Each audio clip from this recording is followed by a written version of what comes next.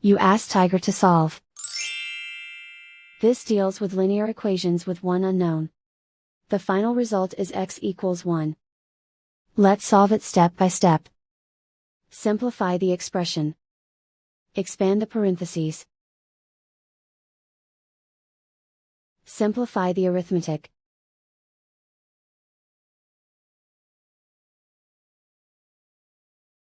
Group like terms. Simplify the arithmetic. Group all x terms on the left side of the equation. Add 8x to both sides. Group like terms. Simplify the arithmetic. Group like terms. Simplify the arithmetic.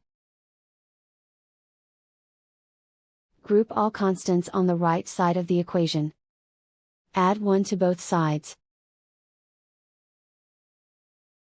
Simplify the arithmetic.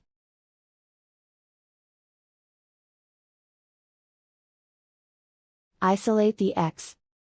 Divide both sides by 10. Simplify the fraction.